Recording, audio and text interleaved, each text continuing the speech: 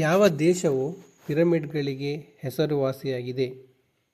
ಆಯ್ಕೆ 1 ಭಾರತ, ಆಯ್ಕೆ 2 ಚೀನಾ, ಆಯ್ಕೆ 3 ಮೆಕ್ಸಿಕೋ ಮತ್ತು ಆಯ್ಕೆ 4 ಈಜಿಪ್ಟ್. ಸರಿಯಾದ ಉತ್ತರ ಆಯ್ಕೆ 4 ಈಜಿಪ್ಟ್. ಈಜಿಪ್ಟ್ ದೇಶವು ಪಿರಮಿಡ್ಗಳು ಮತ್ತು ಸ್ಫಿಂಕ್ಸ್ಗಳಿಗೆ ಹೆಸರುವಾಸಿಯಾಗಿದೆ. ಈಜಿಪ್ಟ್ನಲ್ಲಿ ಗೀಜಾ ಪಿರಮಿಡ್ ಸಂಕೀರ್ಣವಿದೆ. ಇದರಲ್ಲಿ ಗ್ರೇಟ್ ಪಿರಮಿಡ್ ಮತ್ತು ಗ್ರೇಟ್ ಸ್ಫಿಂಕ್ಸ್ ಸೇರಿವೆ. ಪಿರಮಿಡ್ಗಳು ಮತ್ತು ಸ್ಫಿಂಕ್ಸ್ ಈಜಿಪ್ಟ್ನ ಪ್ರಾಚೀನ ಸ್ಮಾರಕಗಳಾಗಿವೆ. ಗೀಜಾದಲ್ಲಿರುವ ಪಿರಮಿಡ್ಗಳು ಫೇರೋಗಳ ಸಮಾಧಿ ಸ್ಥಳಗಳಾಗಿವೆ.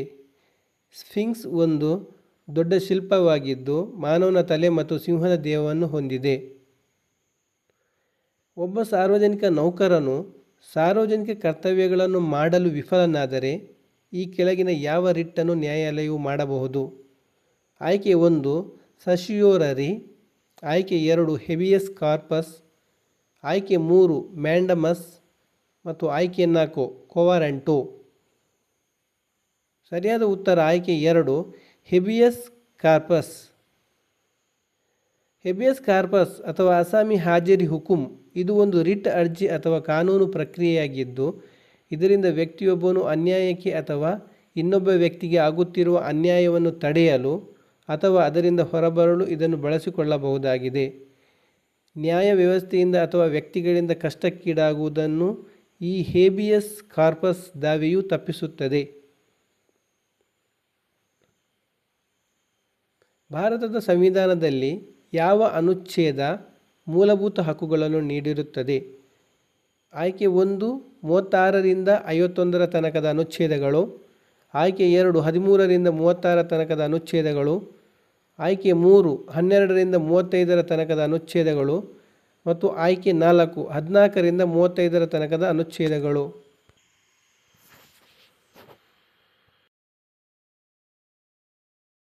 ಸರಿಯಾದ ಉತ್ತರ ಆಯ್ಕೆ 3 12ರಿಂದ 35 ತನಕದ ಅನುಚ್ಛೇದಗಳು. ಭಾರತದ ಸಂವಿಧಾನದಲ್ಲಿ ಮೂಲಭೂತ ಹಕ್ಕುಗಳನ್ನು ವಿಧಿ 12ರಿಂದ 35 ನೀಡಲಾಗಿದೆ. ಈ ವಿಧಿಗಳು ನಾಗರಿಕರ ಮೂಲಭೂತ ಹಕ್ಕುಗಳನ್ನು ಖಾತರಿಪಡಿಸುತ್ತದೆ ಮತ್ತು ಅವುಗಳನ್ನು ರಕ್ಷಿಸುತ್ತವೆ. ನರ್ಮದಾ ನದಿಗೆ ಈ ಕೆಳಗಂಡ ಯಾವ ಬೃಹತ್ ನೀರಾವರಿ ಯೋಜನೆಯನ್ನು ನಿರ್ಮಿಸಲಾಗಿದೆ? ಆಯ್ಕೆ 1 ಸರ್ದಾರ್ ನೀರಾವರಿ ಯೋಜನೆ, ಆಯ್ಕೆ 2 ರಾಜೀವ್ ನೀರಾವರಿ ಯೋಜನೆ, ಆಯ್ಕೆ 3 ಇಂದಿರಾ ಗಾಂಧಿ ನೀರಾವರಿ ಯೋಜನೆ ಮತ್ತು ಆಯ್ಕೆ 4 ನರ್ಮದಾ ನದಿ ತಿರುವು ಯೋಜನೆ. ಸರಿಯಾದ ಉತ್ತರ ಆಯ್ಕೆ 1 ಸರ್ದಾರ್ ನೀರಾವರಿ ಯೋಜನೆ. ಈ ಯೋಜನೆಯು ಗುಜರಾತ್ ರಾಜ್ಯದಲ್ಲಿದೆ ಮತ್ತು ನರ್ಮದಾ ನದಿಗೆ ಅಡ್ಡಲಾಗಿ ನಿರ್ಮಿಸಲಾಗಿದೆ. ಇದು ನೀರಾವರಿ ಮತ್ತು ವಿದ್ಯುತ್ ಉತ್ಪಾದನೆಗೆ ಮಹತ್ವದ ಕೊಡುಗೆ ನೀಡುತ್ತದೆ. ಕವಿ ಚಕ್ರವರ್ತಿ ಮತ್ತು ಉಭಯ ಚಕ್ರವರ್ತಿ ಎಂಬ ಬಿರುದುಗಳನ್ನು ಹೊಂದಿರುವ ಕವಿ ಯಾರು? ಆಯ್ಕೆ 1 ಪಂಪ, ಆಯ್ಕೆ 2 ಪೊನ್ನ, ಆಯ್ಕೆ 3 ರನ್ನ ಮತ್ತು ಆಯ್ಕೆ 4 ಕುವೆಂಪು. ಸರಿಯಾದ ಉತ್ತರ ಆಯ್ಕೆ 2 ಪೊನ್ನ. ಕವಿ ರತ್ನಾತ್ರಯರಲ್ಲಿ ಪೊನ್ನ ಎರಡನೆಯವನು. ರಾಷ್ಟ್ರಕೂಟರ 3ನೇ ಕೃಷ್ಣದ ಆಸ್ಥಾನದ ಕವಿ. ಇವರ ಪ್ರಮುಖ ಕೃತಿಗಳು ಶಾಂತಿ ಪುರಾಣ, ಜಿನಾಕ್ಷರಮಾಲೆ. ಇವರಿಗೆ ಕವಿ ಚಕ್ರವರ್ತಿ, ಉಭಯ ಚಕ್ರವರ್ತಿ ಮತ್ತು ಕರುಳ್ಗುಳ್ ಸವಣ ಎಂಬ ಬಿರುದುಗಳಿವೆ. ನಿರಾಶ್ರಿತರಿಗಾಗಿ ಯುನೈಟೆಡ್ ನೇಷನ್ಸ್ ಹೈ ಕಮಿಷನರ್ ಕಚೇರಿ UNHCR ಯ ಪ್ರಧಾನ ಕಚೇರಿ ಎಲ್ಲಿದೆ? ಆಯ್ಕೆ 1 ಜಿನೆವಾ, ಆಯ್ಕೆ 2 ವಾಷಿಂಗ್ಟನ್ DC, ಆಯ್ಕೆ 3 ಹೇಗ್ ಮತ್ತು ಆಯ್ಕೆ 4 ಟೋಕಿಯೋ. ಸರಿಯಾದ ಉತ್ತರ ಆಯ್ಕೆ 4 ಟೋಕಿಯೋ. ನಿರಾಶ್ರಿತರಿಗಾಗಿ ವಿಶ್ವಸಂಸ್ಥೆಯ ಹೈ ಕಮಿಷನರ್ ಕಚೇರಿ ನಿರಾಶ್ರಿತರು, ಬಲವಂತವಾಗಿ ಸ್ಥಳಾಂತರಗೊಂಡ ಸಮುದಾಯಗಳು ಮತ್ತು ಸ್ಥಿತಿಯಿಲ್ಲದ ಜನರಿಗೆ ಸಹಾಯ ಮಾಡಲು ಮತ್ತು ರಕ್ಷಿಸಲು ಮತ್ತು ಅವರ ಸ್ವಯಂಪ್ರೇರಿತ ವಾಪಸಾತಿ, ಸ್ಥಳೀಯ ಏಕೀಕರಣ ಮತ್ತು ಅಥವಾ 3ನೇ ದೇಶಕ್ಕೆ ಪುನರ್ವಸತಿಗೆ ಸಹಾಯ ಮಾಡಲು ಆದೇಶಿಸಲಾದ ವಿಶ್ವಸಂಸ್ಥೆಯ ಸಂಸ್ಥೆಯಾಗಿದೆ. ಇದರ ಪ್ರಧಾನ ಕಚೇರಿ ಸ್ವಿಟ್ಜರ್ಲ್ಯಾಂಡ್ನ ಜಿನೆವಾದಲ್ಲಿದೆ. ರೈತವಾರಿ ಪದ್ಧತಿಗೆ ಬುನಾದಿ ಹಾಕಿದವರು ಯಾರು? ಆಯ್ಕೆ 1 ಬಾಬರ್, ಆಯ್ಕೆ 2 ಶೇರ್ ಶಾ, ಆಯ್ಕೆ 3 ಅಕ್ಬರ್ ಮತ್ತು ಆಯ್ಕೆ 4 ಜಹಾಂಗೀರ್. ಸರಿಯಾದ ಉತ್ತರ ಆಯ್ಕೆ 2 ಶೇರ್ ಶಾ. ರೈತವಾರಿ ಪದ್ಧತಿ ಒಂದು ಭೂಕಂದಾಯ ಪದ್ಧತಿಯಾಗಿದ್ದು ಇದರಲ್ಲಿ ಸರ್ಕಾರವು ನೇರವಾಗಿ ರೈತರೊಂದಿಗೆ ವ್ಯವಹರಿಸುತ್ತದೆ ಮತ್ತು ಭೂಮಿಯ ಮೇಲಿನ ತೆರಿಗೆಯನ್ನು ವಸೂಲಿ ಮಾಡುತ್ತದೆ.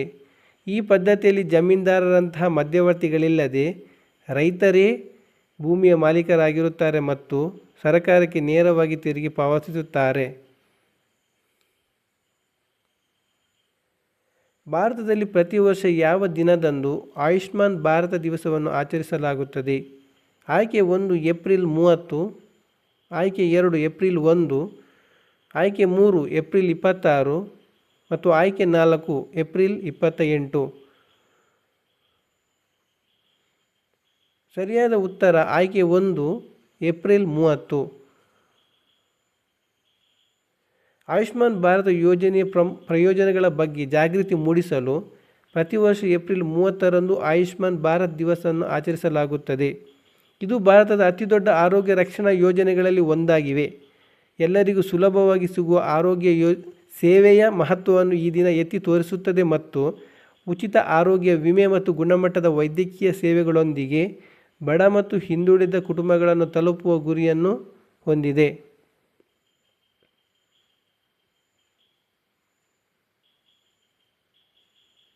ಕಿತಾಬ್-ಇ-ನವರಸ್ ಕೃತಿಯ ಕರ್ತೃ ಯಾರು?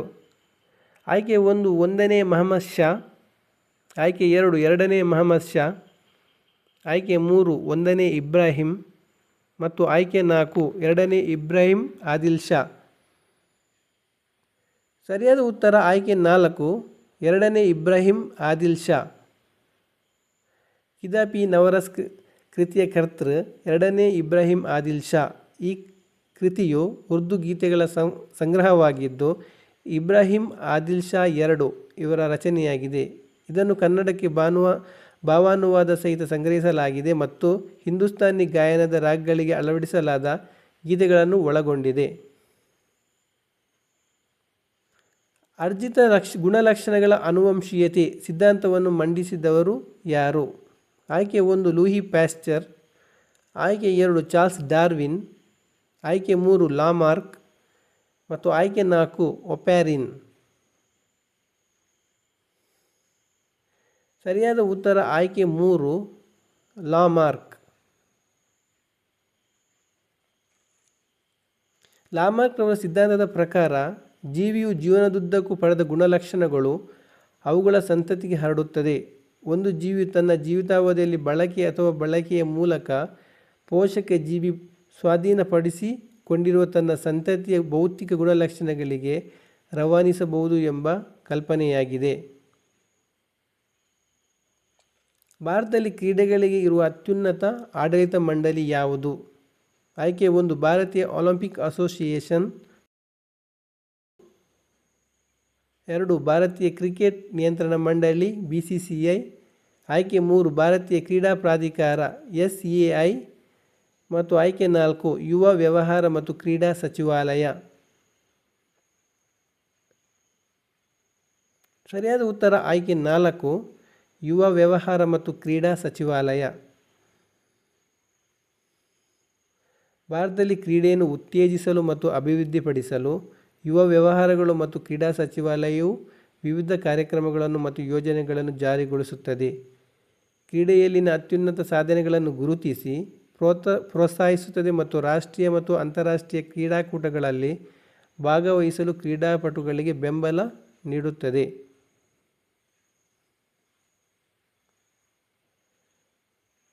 ರಾಷ್ಟ್ರೀಯ ಲಾಂಛನದ ಕೆಳಗೆ ಕೆತ್ತಿದ ಸತ್ಯಮೇವ ಜಯತೆ ಪದಗಳನ್ನು ಯಾವುದರಿಂದ ತೆಗೆದುಕೊಳ್ಳಲಾಗಿದೆ? ಆಯ್ಕೆ 1 ಜಾತಕಗಳಿಂದ, ಆಯ್ಕೆ 2 ಮುಂಡಕ ಉಪನಿಷತ್ನಿಂದ, ಆಯ್ಕೆ 3 ಮಹಾಭಾರತದಿಂದ ಮತ್ತು ಆಯ್ಕೆ 4 ಪುರಾಣಗಳಿಂದ.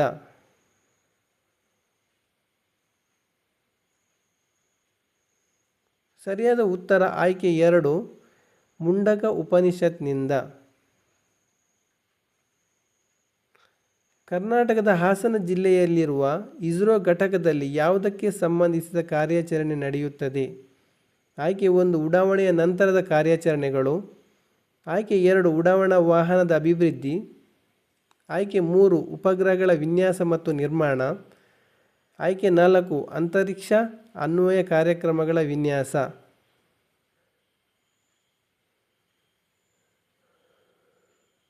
ಸರಿಯಾದ ಉತ್ತರ ಆಯ್ಕೆ 1 ಉಡಾವಣೆಯ ನಂತರದ ಕಾರ್ಯಾಚರಣೆಗಳು. ಮಾಡು ಇಲ್ಲವೇ ಮಡಿ ಎಂಬ ಘೋಷಣೆ ಮಾಡಿದವರು ಯಾರು? ಆಯ್ಕೆ 1 ಸುಭಾಷ್ ಚಂದ್ರ ಬೋಸ್. ಆಯ್ಕೆ 2 JB ಕೃಪಲಾನಿ. ಆಯ್ಕೆ 3 ಮಹಾತ್ಮ ಗಾಂಧಿ ಮತ್ತು ಆಯ್ಕೆ 4 ಜವಾಹರ್ಲಾಲ್ ನೆಹರು.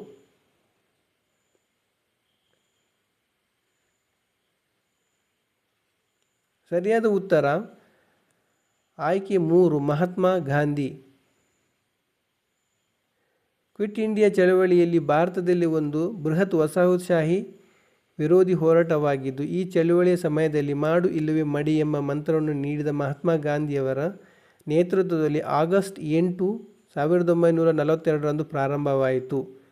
ಗಾಂಧೀಜಿಯವರು ಆಗಸ್ಟ್ 8, 1942ರಂದು ಮುಂಬಯಿಯಲ್ಲಿ ನಡೆದ ಅಖಿಲ ಭಾರತ ಕಾಂಗ್ರೆಸ್ ಸಮಿತಿ ಅಧಿವೇಶನದಲ್ಲಿ ಈ ಘೋಷಣೆ ನೀಡಿದರು. ಈ ಘೋಷಣೆಯು ಭಾರತೀಯರಿಗೆ ಬ್ರಿಟಿಷ್ ಆಳ್ವಿಕೆಯಿಂದ ಸ್ವಾತಂತ್ರ್ಯ ಪಡೆಯಲು ಕೊನೆಯ ಅವಕಾಶವಾಗಿದೆ ಎಂದು ಅವರು ಹೇಳಿದರು.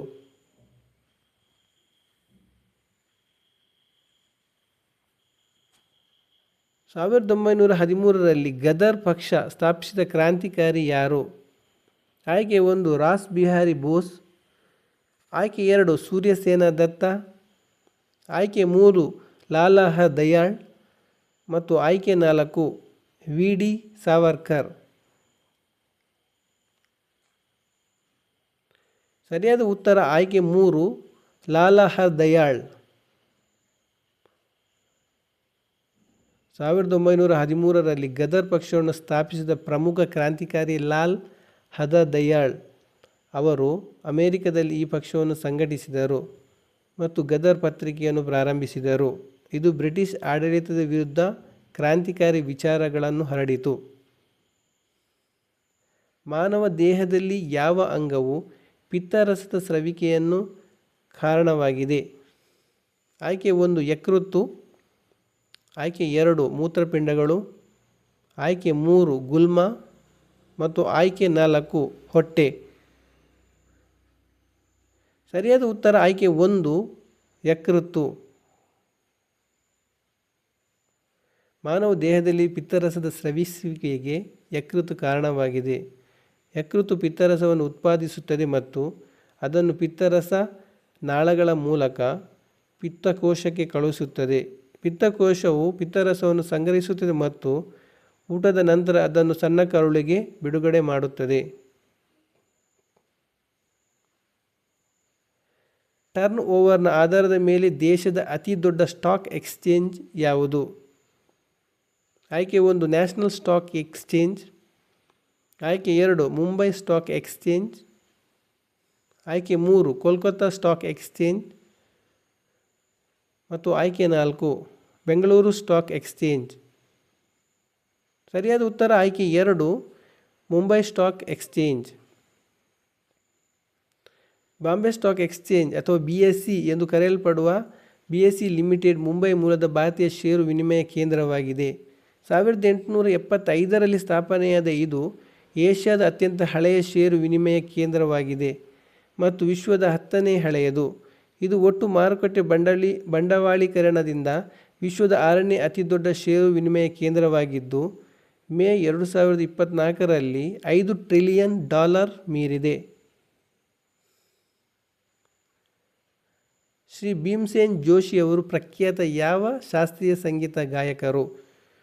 ಆಯ್ಕೆ 1 ಹಿಂದೂಸ್ತಾನ್. ಆಯ್ಕೆ 2 ಕರ್ನಾಟಕ. ಆಯ್ಕೆ 3 ಮಹಾರಾಷ್ಟ್ರ ಮತ್ತು ಆಯ್ಕೆ 4 ಅಸ್ಸಾಂ. ಸರಿಯಾದ ಉತ್ತರ ಆಯ್ಕೆ 1 ಹಿಂದೂಸ್ತಾನ. ಪಂಡಿತ್ ಭೀಮ್ಸೇನ್ ಜೋಶಿ ಅವರು ಒಬ್ಬ ಪ್ರಸಿದ್ಧ ಹಿಂದೂಸ್ತಾನಿ ಶಾಸ್ತ್ರೀಯ ಸಂಗೀತ ಗಾಯಕರು.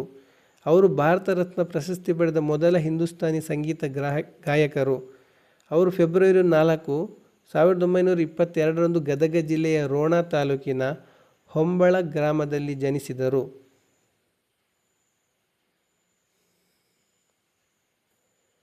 ಹೃದಯದ ಕೋಣೆಗಳಿಂದ ದೇಹದ ವಿವಿಧ ಭಾಗಗಳಿಗೆ ರಕ್ತವನ್ನು ಸಾಗಾಣಿಕೆ ಮಾಡುವ ರಕ್ತನಾಳ ಯಾವುದು? ಆಯ್ಕೆ 1 ಅಪಧಮನಿ, ಆಯ್ಕೆ 2 ಅಭಿಧಮನಿ, ಆಯ್ಕೆ 3 ಲೋಮನಾಳ ಮತ್ತು ಆಯ್ಕೆ 4 ಯಾವುದೂ ಅಲ್ಲ. ಸರಿಯಾದ ಉತ್ತರ ಆಯ್ಕೆ 1 ಅಪಧಮನಿ. ಅಪಧಮನಿಗಳು ಹೃದಯದಿಂದ ಆಮ್ಲಜನಕಯುಕ್ತ ರಕ್ತವನ್ನು ತೆಗೆದುಕೊಂಡು ದೇಹದ ಎಲ್ಲ ಭಾಗಗಳಿಗೆ ತಲುಪಿಸುತ್ತವೆ.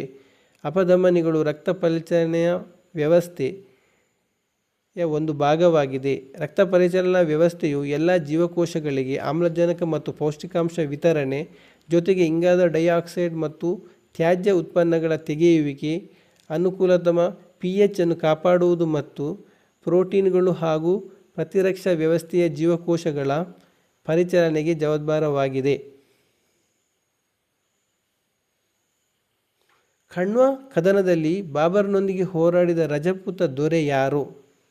ಆಯ್ಕೆ 1 ಅಮರ್ ಸಿಂಗ್, ಆಯ್ಕೆ 2 ರಾಣಾ ಸಂಗ್ರಾಮ್ ಸಿಂಗ್, ಆಯ್ಕೆ 3 ಉದಯ್ ಸಿಂಗ್ ಮತ್ತು ಆಯ್ಕೆ 4 ಹಮ್ವೀರ್ ದೇವ. ಸರಿಯಾದ ಉತ್ತರ ಆಯ್ಕೆ 2 ರಾಣಾ ಸಂಗ್ರಾಮ್ ಸಿಂಗ್. ಖನ್ವಾ ಕದನವು ಆಗ್ರಾದಲ್ಲಿ ಪಶ್ಚಿಮಕ್ಕೆ ಇರುವ ಖನ್ವಾ ಎಂಬ ಹಳ್ಳಿಯ ಬಳಿ 1527ರಲ್ಲಿ ಮೊಘಲ್ ರಾಜ್ಯ ಸಂಸ್ಥಾಪಕ ಬಾಬರನಿಗೂ ರಜಪೂತ ವೀರ ರಾಣಾ ಸಂಗ್ರಾಮ ಸಿಂಹನಿಗೂ ನಡುವೆ ನಡೆದ ಘೋರ ಸಂಗ್ರಾಮ. ಬಾಬರ್ ನೇತೃತ್ವದ ಮೊಘಲ್ ಸಾಮ್ರಾಜ್ಯ ಮತ್ತು ಉತ್ತರ ಭಾರತದ ಪ್ರಾಬಲ್ಯಕ್ಕಾಗಿ ರಾಣಾ ಸಂಗ ನೇತೃತ್ವದ ಮೇವಾರ್ ಸಾಮ್ರಾಜ್ಯದ ನಡುವೆ ಮಾರ್ಚ್ 16ರಂದು 1527ರಂದು ಆಧುನಿಕ ರಾಜಸ್ಥಾನ ಖಾನ್ವಾದಲ್ಲಿ ಖಾನ್ವಾ ಕದನ ನಡೆಯಿತು.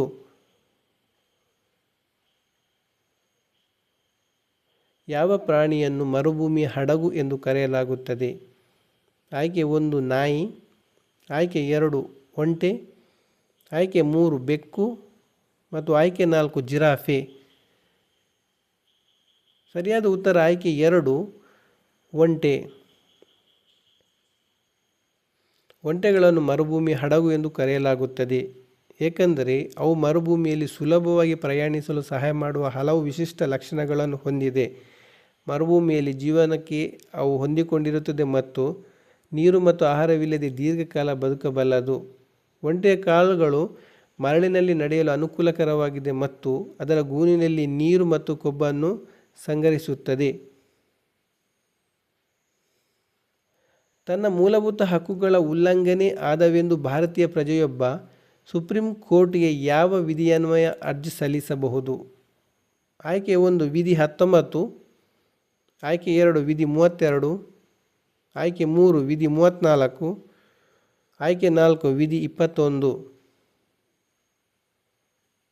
ಸರಿಯಾದ ಉತ್ತರ ಆಯ್ಕೆ 2 ವಿಧಿ 32. ವಿಧಿ 32 ಮೂಲಭೂತ ಹಕ್ಕುಗಳ ಜಾರಿಗಾಗಿ ಸುಪ್ರೀಂ ಕೋರ್ಟ್ಗೆ ತೆರಳುವ ಹಕ್ಕನ್ನು ಖಾತರಿಪಡಿಸುತ್ತದೆ. ಲೇಖನ 32ರಲ್ಲಿ 2 ಹಕ್ಕುಗಳ ಜಾರಿಗಾಗಿ ಸೂಕ್ತ ರಿಟ್ಗಳನ್ನು ಹೊರಡಿಸಲು ಸುಪ್ರೀಂ ಕೋರ್ಟ್ಗೆ ಅಧಿಕಾರ ನೀಡುತ್ತದೆ ಮತ್ತು ಲೇಖನ 32ರಲ್ಲಿ 3 ರಿಟ್ಗಳನ್ನು ಹೊರಡಿಸಲು ಇತರ ನ್ಯಾಯಾಲಯಗಳಿಗೆ ಅಧಿಕಾರ ನೀಡಲು ಸಂಸತ್ತಿಗೆ ಅವಕಾಶವನ್ನು ನೀಡುತ್ತದೆ.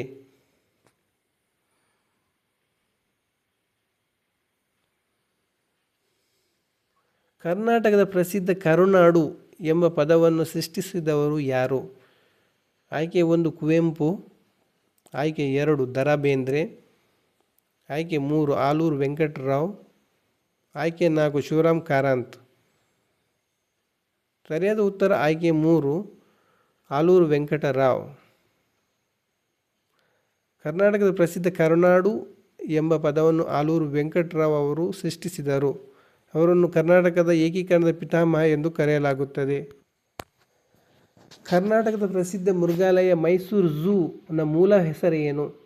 ಆಯ್ಕೆ 1 ಶ್ರೀ ಜಯಚಾಮರಾಜೇಂದ್ರ ಝೂಲಾಜಿಕಲ್ ಗಾರ್ಡನ್ಸ್, ಆಯ್ಕೆ 2 ಬನ್ನೇರುಘಟ್ಟ ರಾಷ್ಟ್ರೀಯ ಉದ್ಯಾನವನ, ಆಯ್ಕೆ 3 ರಂಗನತಿಟ್ಟು ಪಕ್ಷಿಧಾಮ, ಆಯ್ಕೆ 4 ಶಿವಮೊಗ್ಗ ಲಯನ್ಸ್ ಸಫಾರಿ.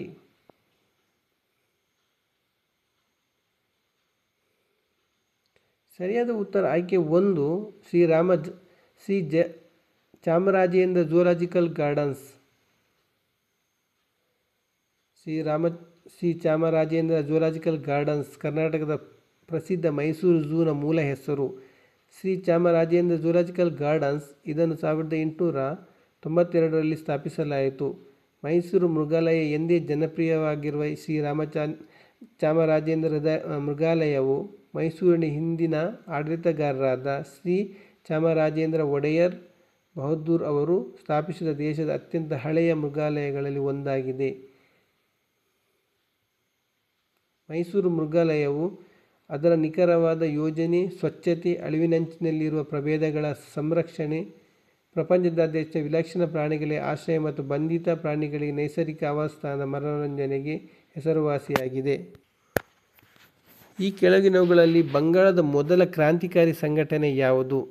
ಆಯ್ಕೆ 1 ಅನುಶೀಲನ್ ಸಮಿತಿ. ಆಯ್ಕೆ 2 ಹಿಂದೂಸ್ತಾನ್ ಸಮಾಜವಾದಿ ಪಕ್ಷ. ಆಯ್ಕೆ 3 ಇಂಡಿಯಾ ಹೌಸ್. ಆಯ್ಕೆ 4 ಜುಗಾಂತರ್ ಪಾರ್ಟಿ. ಸರಿಯಾದ ಉತ್ತರ ಆಯ್ಕೆ 1 ಅನುಶೀಲನ್ ಸಮಿತಿ. ಬಂಗಾಳದ ಮೊದಲ ಕ್ರಾಂತಿಕಾರಿ ಸಂಘಟನೆಯು ಅನುಶೀಲನ್ ಸಮಿತಿ. ಇದು 1902ರಲ್ಲಿ ಸ್ಥಾಪನೆಯಾಯಿತು. ಅನುಶೀಲನ್ ಸಮಿತಿಯು ಬಂಗಾಳದ ಅತ್ಯಂತ ಪ್ರಮುಖ ಕ್ರಾಂತಿಕಾರಿ ಸಂಘಟನೆಗಳಲ್ಲಿ ಒಂದಾಗಿದೆ ಮತ್ತು ಇದು ಭಾರತದ ಸ್ವಾತಂತ್ರ್ಯ ಚಳವಳಿಯಲ್ಲಿ ಪ್ರಮುಖ ಪಾತ್ರವನ್ನು ವಹಿಸುತ್ತದೆ.